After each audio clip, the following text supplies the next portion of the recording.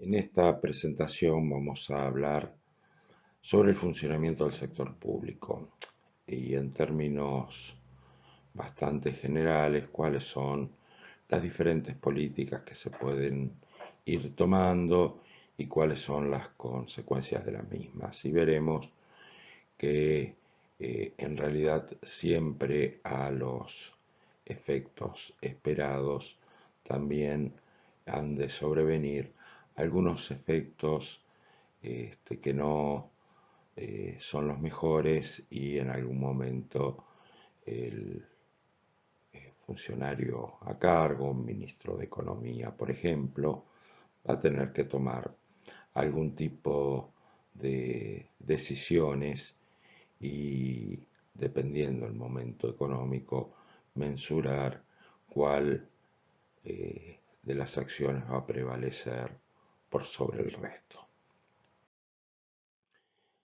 Si nosotros pensamos que la economía política es la ciencia social que estudia la dimensión económica del hombre inserto en un sistema social, y como también habíamos dicho, estamos hablando de la producción, distribución y consumo para satisfacer las necesidades materiales de la sociedad, y en este sentido se aspira a llegar a todos los miembros de la sociedad, podemos decir que el objetivo último que debería tener el político es la de satisfacer las necesidades de la sociedad en su conjunto, es decir, que le llegue a todos la posibilidad de satisfacer dichas necesidades. De acuerdo a las actividades que vaya realizando el sector público, nosotros podemos ver este cuadrado mágico, donde el decisor va a tener que pensar, como vemos en el ángulo superior izquierdo, en el crecimiento de la economía, pero a su vez este crecimiento se debe dar con bajos niveles de desempleo, es decir, va a tener que apuntar al crecimiento del producto y a la baja de la desocupación. En el otro extremo superior de este cuadrado mágico tenemos la inflación, que va a ser una preocupación. Obviamente es de esperarse que no existan aumentos generalizados de los precios o que este aumento generalizado esté acotado y que sea controlable. Va a tener, por supuesto, la preocupación de que no exista déficit externo, es decir, que las balanzas comerciales y las balanzas de pagos sean positivas, es decir, que ingresen más divisas de las que egresan. Y por último, que no exista déficit público, es decir, que las cuentas del sector público estén equilibradas o con algún tipo de superávit. Todo esto, como dijimos, si pensamos en que debe llegar a todos, teniendo como base una distribución justa del ingreso y por lo tanto que no exista porciones de la sociedad a las cuales no les alcance las diferentes medidas y por lo tanto no puedan ir satisfaciendo sus necesidades. Es decir, que si hay algún nivel de crecimiento, este crecimiento, si pensamos en algún parámetro de desarrollo, ese crecimiento económico debe tener también pautas de distribución para que esta riqueza le llegue a todos los habitantes. Digamos que este cuadrado mágico, con una base fuerte de sustento en la distribución del ingreso, deberían ser los objetivos de la política económica.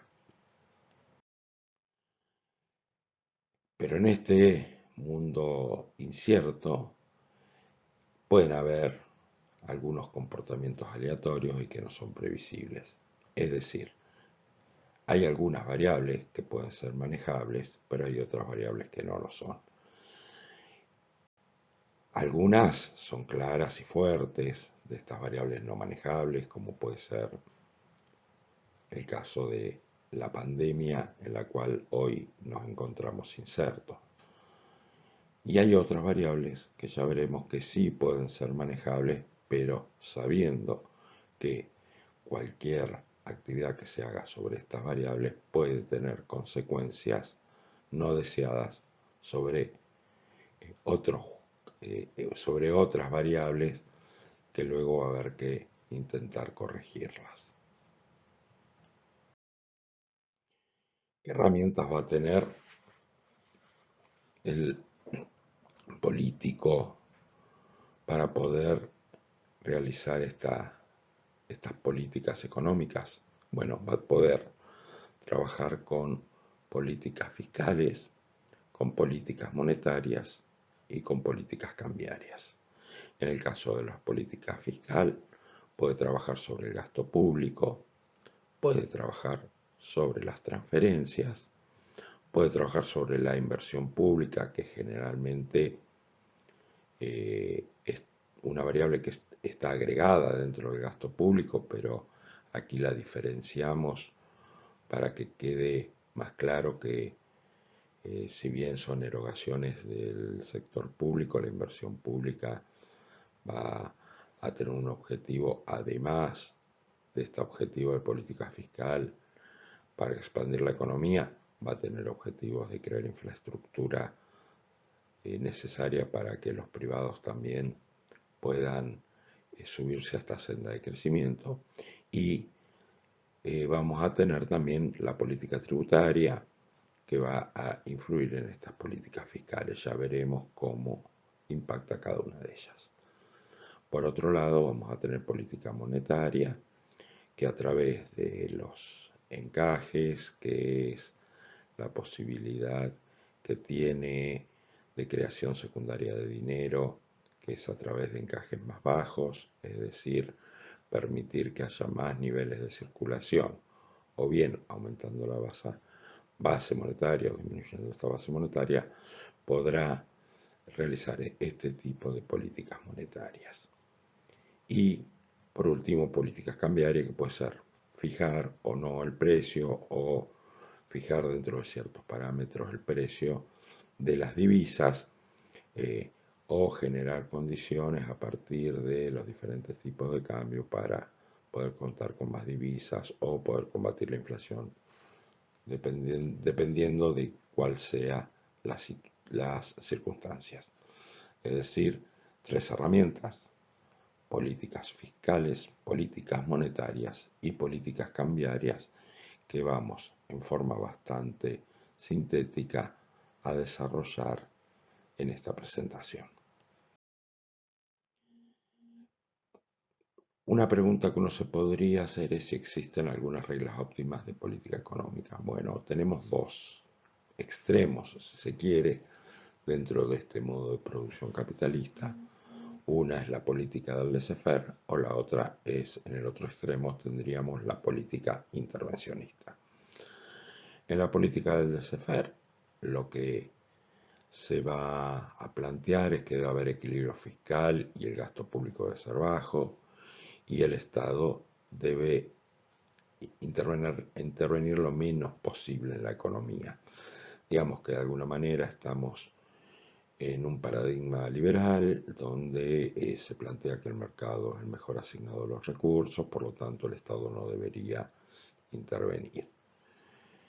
También se va a plantear que las políticas monetarias deben ser neutrales y que la oferta monetaria solamente podrá crecer en la medida que crezca el producto, porque si no esto podría generar inflación.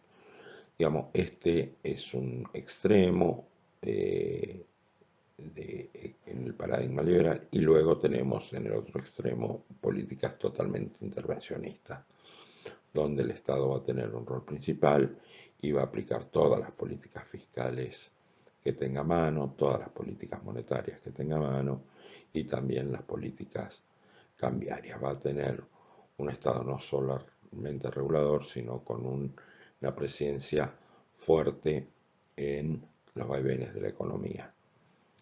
Entre estos dos extremos, obviamente, hay términos medios que es en los cuales normalmente se desarrollan las diferentes políticas económicas, pero obviamente siempre van a estar en tensión.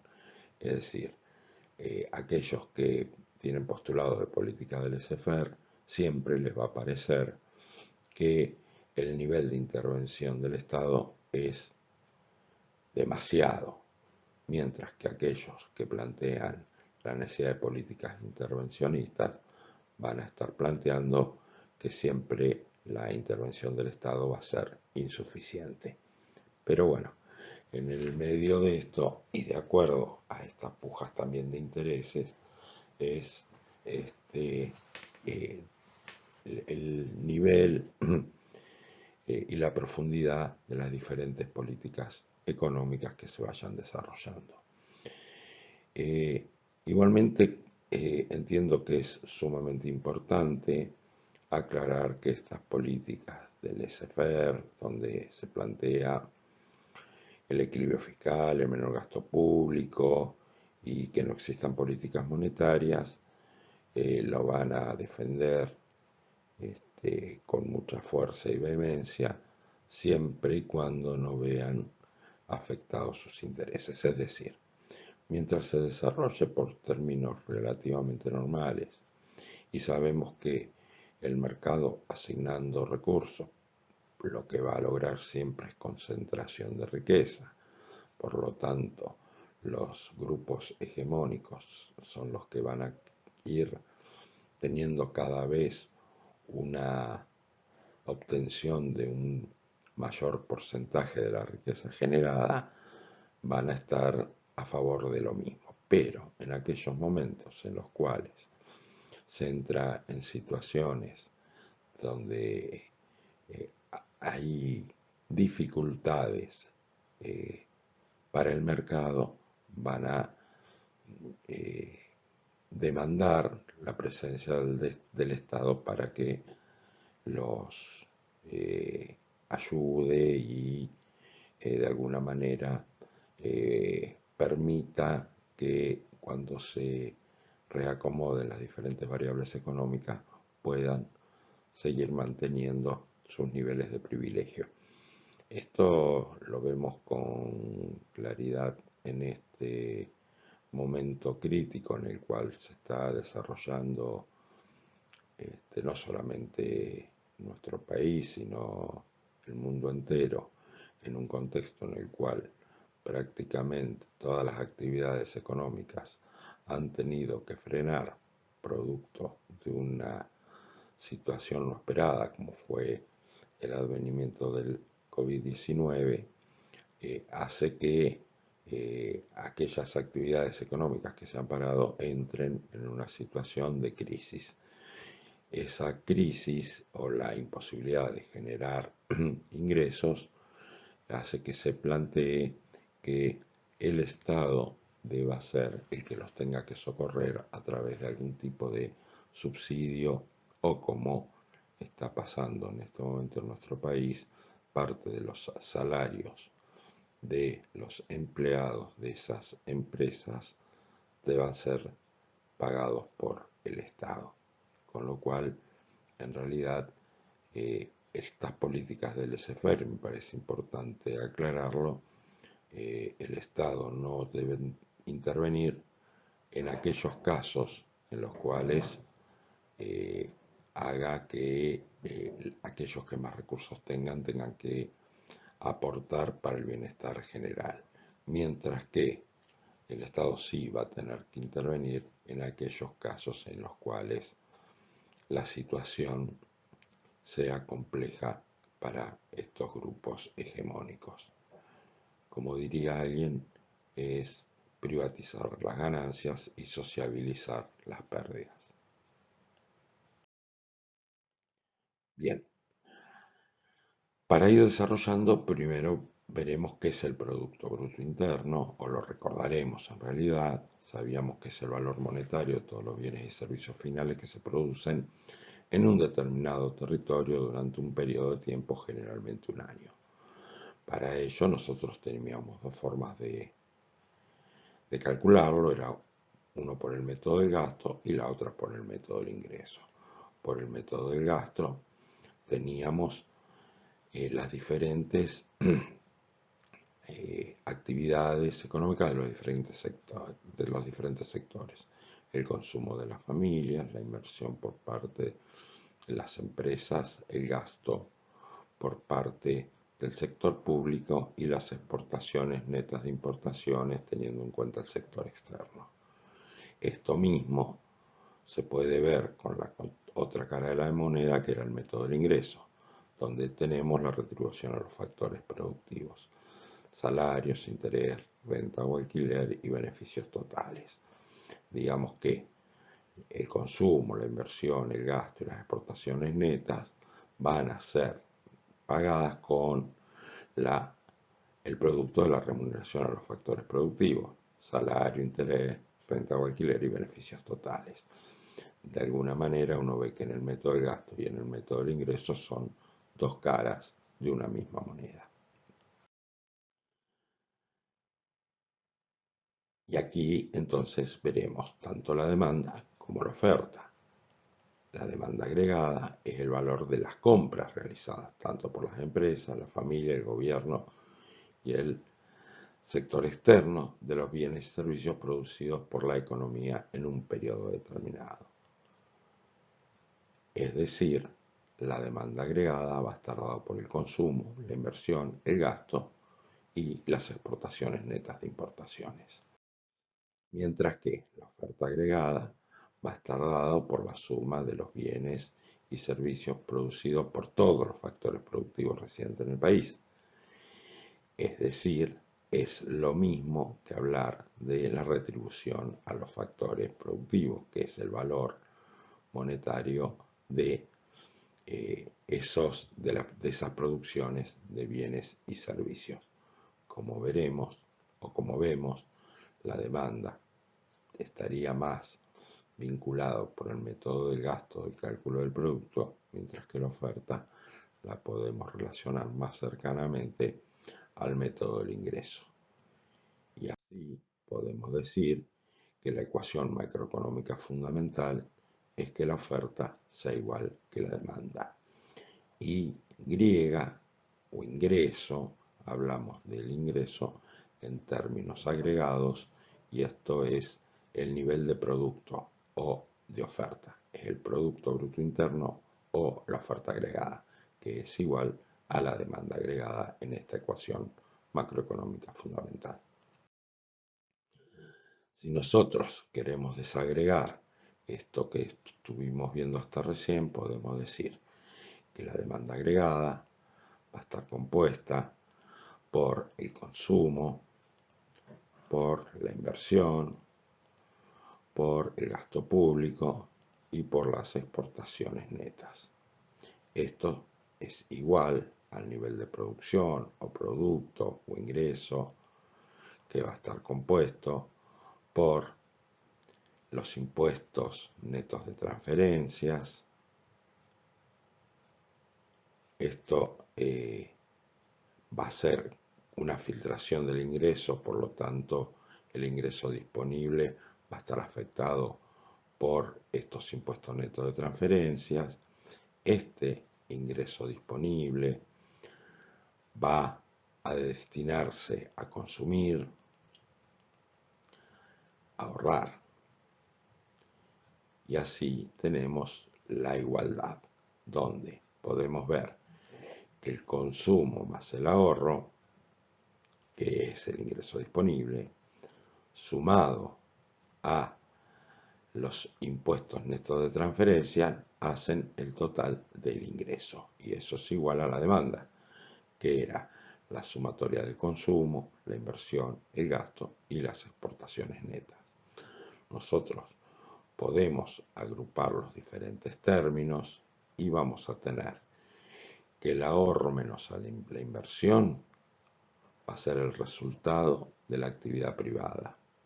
Los impuestos menos las transferencias menos el gasto va a ser el resultado del sector público, y las importaciones menos las exportaciones va a ser el resultado del sector externo. Esto en el equilibrio debería ser igual a cero, dado que la demanda es igual a la oferta. Es decir, que de alguna manera cualquier situación deficitaria de alguno de los sectores involucrados va a necesitar la compensación de alguno de los otros sectores en los cuales están involucrados en este esquema general de equilibrio macroeconómico. Los componentes de la demanda agregada, entonces dijimos que era el consumo, pero el consumo va a estar dado por una parte autónoma y otra parte que depende del ingreso disponible. A su vez tenemos la inversión, que la inversión va a estar en función de la tasa de interés y del nivel de actividad, que es Y o ingreso. Vamos a tener el gasto público, ese ingreso disponible va a tener una dependencia con respecto a las transferencias y a los impuestos, es decir, son filtraciones que tienen el ingreso. El ingreso es más las transferencias. ¿Por qué? Porque las transferencias son remuneraciones a las personas, pero que no tienen contraprestación a cambio, por lo tanto no generan riqueza a la sociedad. Y los impuestos son detracciones que se le hacen justamente a los miembros de la sociedad. Los mayores ingresos que reciben los ciudadanos a partir de las transferencias y las filtraciones a sus ingresos porque pagan impuestos hacen el valor de este ingreso disponible. A su vez, los impuestos pueden ser de dos tipos: impuestos que no tienen en cuenta el nivel de ingreso y aquellos impuestos que tienen en cuenta el nivel de ingreso. En la medida que aumenta la actividad económica, aumenta este segundo término de los impuestos.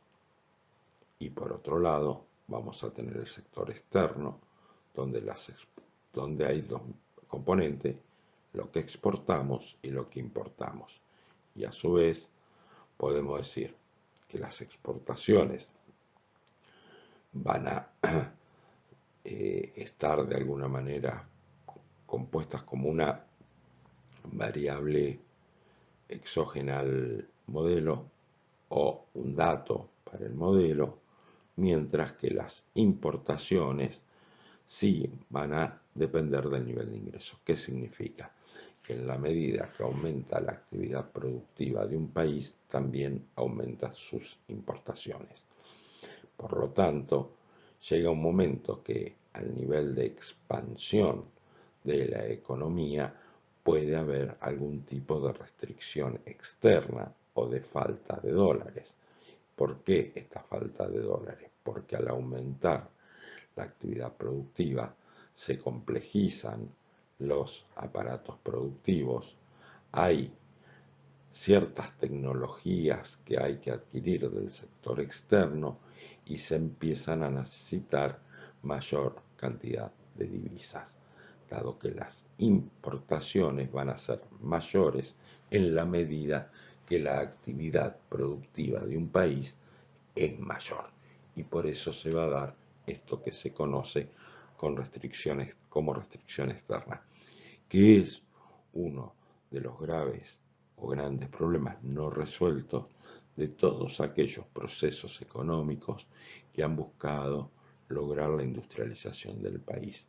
Y cuando llegan los momentos de la restricción externa es donde hay de alguna manera una falta de acompañamiento de muchos actores sociales y aquello que ha generado de alguna manera mejores niveles de distribución, crecimiento de la economía, mejor nivel de necesidades satisfechas en general, va a ser minado y va a ser de alguna manera en busca de un retroceso que va haciendo perder este aparato productivo, solo porque hay escasez de divisas o bien porque se producen algunos efectos para conseguir divisas que pueden generar procesos inflacionarios. Todos los países de la región y Argentina en particular ha vivido en forma recurrente estos procesos de restricción externa en la medida que llega a cierto nivel de horizonte de crecimiento y no ha encontrado la manera de poder saltar esta valla y pasar de un país subdesarrollado a poder entrar en el contexto de los países desarrollados. Bueno, para trabajar con respecto a estos objetivos que nosotros habíamos planteado al principio, dijimos que teníamos políticas fiscales. Estas políticas fiscales pueden ser o expansivas, o sea, para aumentar el producto, o contractivas, que es lo diferente, es justamente lo inverso, que es enfriar la economía. Las políticas expansivas se realizan a través de un aumento del gasto público, un aumento de las transferencias o una disminución de los impuestos, mientras que la contracción de la economía se va a realizar con las mismas herramientas, pero en sentido contrario, es decir, disminuyendo el gasto, disminuyendo las transferencias o aumentando los impuestos. Por otro lado, vamos a tener políticas monetarias. Para eso, pensemos que es la moneda, una moneda de curso legal. Es un medio de cambio, es unidad de cuenta, es reserva de valor y es el patrón de pagos diferidos. Esta moneda de curso legal y generada e impresa dentro de un determinado país soberano va a ser útil también para poder realizar algún tipo de política, en este caso política monetaria, que haga que se abarate el dinero, que el precio del dinero es la tasa de interés, y esto impacte en forma directa, como vimos, a la inversión. Vimos que la inversión tenía una relación inversa con la tasa de interés, es decir, a menores tasas de interés es mayor la inversión y ahí es donde impactan estas políticas monetarias. A su vez, al haber mayor cantidad de dinero o mayor oferta, también va a impactar en la posibilidad de mayor cantidad de actividad económica a través del consumo. Las políticas monetarias entonces pueden ser expansivas cuando se aumenta la oferta monetaria y esto hace que disminuya la tasa de interés, o contractiva disminuyendo la oferta monetaria y esto hace que aumente la tasa de interés. Dijimos entonces que la tasa de interés es el punto de vínculo entre el mercado monetario y el mercado de bienes, dado que una política monetaria que permita caída en la tasa de interés va a hacer que aumente la inflación porque tiene una relación, aumente la inversión porque tiene una relación inversa. Este aumento en la inversión va a hacer que aumente la demanda agregada y este aumento de la demanda agregada va a hacer que aumente el producto, es decir, el Producto Bruto Interno o el nivel de riqueza generada por una economía. Y es así que cuando nosotros vemos la oferta global y la demanda global en el equilibrio, va a estar dado para determinados niveles de precio. Ese nivel de actividad económica Y o Producto Bruto Interno, vamos a tener una oferta agregada. Esta oferta agregada, o oferta global, que va a tener un primer tramo perfectamente elástico, luego va a convertirse en creciente y al final, cuando todos los factores productivos se encuentren ocupados, se va a hacer totalmente rígida. Vamos a ver que dependiendo en qué nivel de actividad económica nos encontremos, es decir, cuán ocupados están los factores productivos, los impactos de las diferentes políticas, tanto fiscales como políticas monetarias, cómo va a impactar. Pensemos que si nosotros tenemos una determinada demanda y aplicamos una política fiscal o monetaria expansiva, va a hacer que aumente la demanda agregada. Entonces pasamos de la demanda agregada o demanda global sub 1 a una demanda global sub 2. Vemos que como hay factores productivos ociosos, esto ha producido un incremento en el ingreso, en el producto, un crecimiento de la economía, y no hubo impacto en los precios, porque estamos en la parte elástica de la curva de oferta. Volvemos a aplicar políticas, tanto monetarias como fiscales, de tipo expansivas, y nuevamente corremos hacia la derecha la demanda global. Y ya vemos que a partir de aquí hay un crecimiento de la economía, un crecimiento del producto, pero también empieza a haber inflación, es decir, empieza a crecer los precios, como lo vemos en el eje vertical. Y si seguimos aplicando políticas de tipo expansivas, vamos a tener un pequeño incremento en el nivel de producción y un gran incremento en los precios. Es decir, seguir aplicando políticas de gasto, políticas de transferencia o políticas de aumento de la oferta monetaria, aquí sería no deseado porque producimos inflación, que es algo no deseado, y lo que sí es deseado es crecimiento de la economía, prácticamente no tiene efecto en ese sentido. Es decir, se puede entrar en una etapa de estancamiento de la economía con crecimiento en los precios. En este nivel quizás alguien plantee, bueno, ahí podría aplicar una política contractiva y pasaría de la demanda global 4 a la demanda global 3, es decir, una caída de los precios globales y con un impacto menor en el nivel de producción. Bueno, aquí es donde empiezan a medir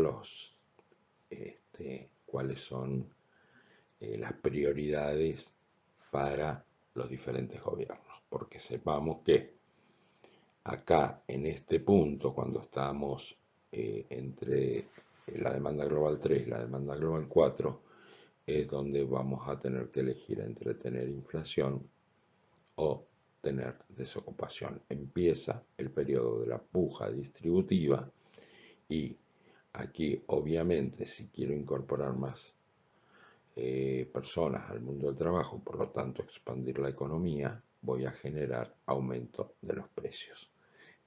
Y si no quiero tener aumento de los precios, probablemente haya una expulsión por baja de la actividad económica de mano de obra. Es decir, se elige por una o por otra. Y bueno, ahí estará la valoración de quien tenga que tomar este tipo de decisión. Vimos políticas fiscales y políticas monetarias. Por último, tenemos las políticas cambiarias. El tipo de cambio siempre va a influir tanto en las exportaciones como en las importaciones. Una devaluación, es decir, un aumento en el tipo de cambio, va a beneficiar las exportaciones, aumenta las exportaciones y va a hacer más caras las importaciones, por lo tanto mejoraría la balanza comercial. y también en el corto plazo va a incrementar el producto. Ahora bien, como se encarecen los bienes que nosotros exportamos, esto va a impactar en el mercado interno y también se encarecen los productos que importamos y además se hacen más escasos y también impactan en el mercado interno, vamos a tener un efecto no deseado que es el incremento de los precios. Cuando el tipo de cambio tiene retraso, es decir, está sobrevaluado, el efecto es totalmente inverso. Va a perjudicar las exportaciones, por lo tanto no van a entrar divisas, van a aumentar las importaciones, van a salir divisas y no va a haber efectos inflacionarios, pero vamos a tener balanzas comerciales negativas, vamos a tener un drenaje de las divisas, por lo tanto va a haber que buscar divisas por cuenta capital, es decir, a través de endeudamiento, cosa que ya vimos que en el tiempo no se puede sostener y también en el corto plazo va a disminuir el nivel de producto. Ahora bien, el tipo de cambio entonces vemos que hay efectos deseados y efectos no deseados en cada uno de los tipos de cambio posibles. ¿Qué pasa cuando hay un aumento del tipo de cambio en las exportaciones? Esto hace que aumenten las exportaciones, como vemos, pasamos de la línea punteada a la línea llena. Hay un incremento en las exportaciones, pero como vemos, también hay un incremento en los precios internos y por lo tanto una caída en el consumo. Si nosotros pensamos en un país como el nuestro, productor de alimentos, esto afecta en forma directa a la canasta básica, pero va a ser muy beneficioso en este caso para los grandes productores. Por eso siempre hay una puja al respecto. Si uno quiere que esto no suceda, la solución es una retención.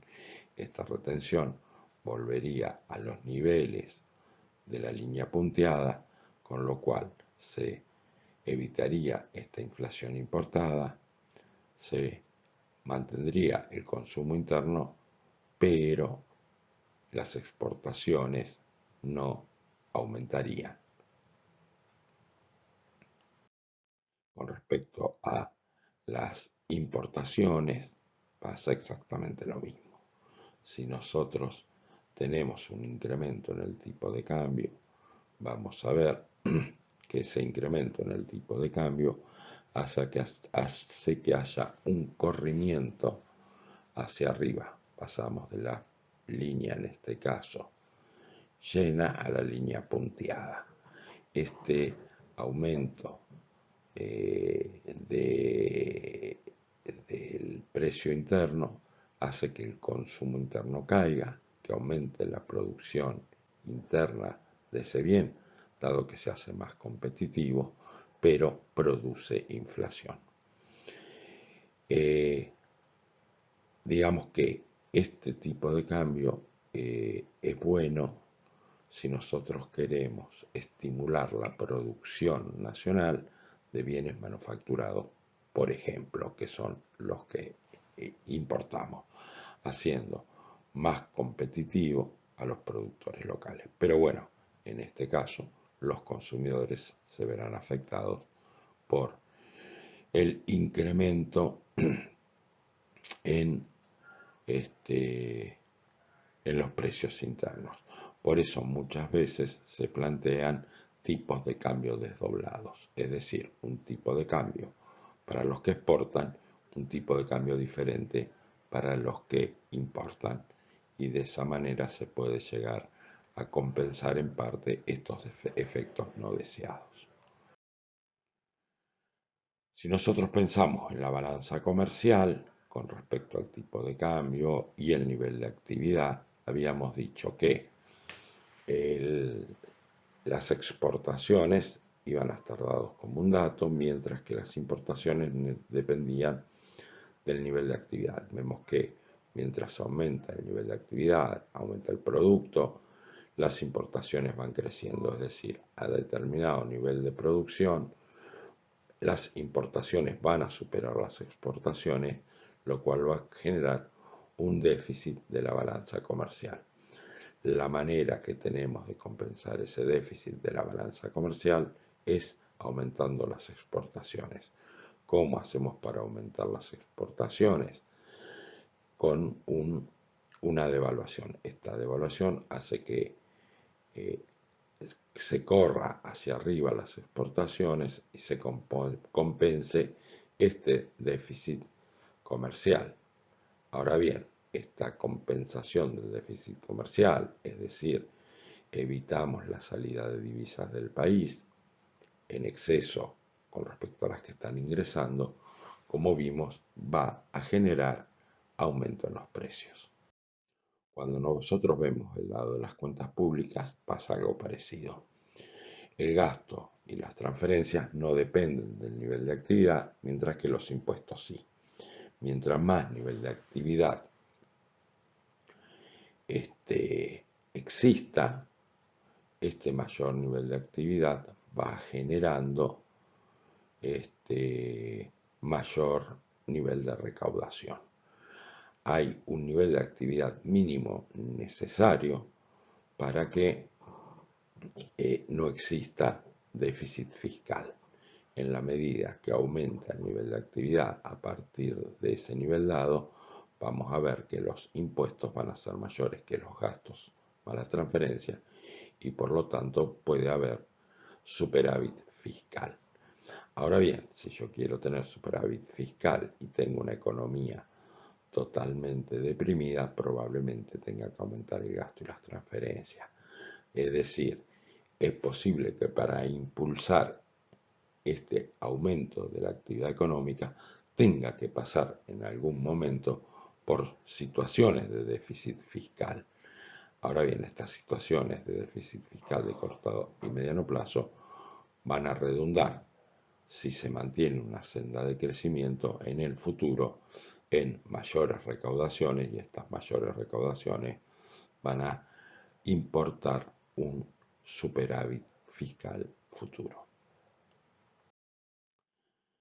Entonces, para terminar, vimos que siempre vamos a tener en estos incrementos o buscando que no haya déficit fiscal o que no haya déficit comercial o en este crecimiento de la economía, vamos a ver que siempre vamos a estar en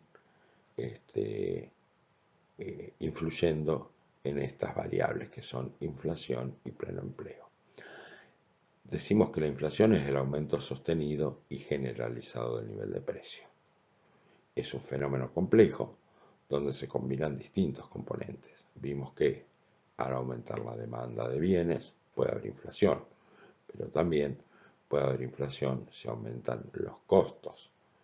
También hay inflaciones inerciales, es decir, venimos en un periodo de inflación y no es tan fácil frenar la misma, sino que va a mantener una inercia. Vimos que el mercado externo y lo que pase con los bienes tanto que importamos como exportamos va a generar cuáles son los precios internos y por lo tanto esto puede generar también inflación y obviamente uno de los elementos interesantes para determinar la inflación es la puja distributiva, dado que en los momentos en los cuales hay mayores niveles de actividad económica, la desocupación baja y si baja la desocupación aumentan los salarios y si aumentan los salarios los empresarios no van a querer perder margen de ganancia y van a intentar trasladar este aumento salarial a los precios, generando así inflación. Cuando existe esta puja distributiva, quizás una intervención del Estado limitando estos incrementos o markup por parte de los empresarios a niveles que sean razonables, puede ser a través de control de precios una manera de que esta puja distributiva realmente vaya a favor de los asalariados, sin tener un impacto postergado de estos salarios que pueden haber aumentado justamente porque hay bajos niveles de desocupación, pero este incremento de los salarios rápidamente se ve licuado si aumentan los precios de los bienes que los asalariados consumen. Y el otro elemento, como venimos diciendo, es el pleno empleo. Inflación o pleno empleo. Bueno, en los momentos en los cuales existe niveles más cercanos al pleno empleo, va a ser una de las decisiones más difíciles que deberá tomar quien tenga a cargo la implementación de las diferentes políticas económicas en un país.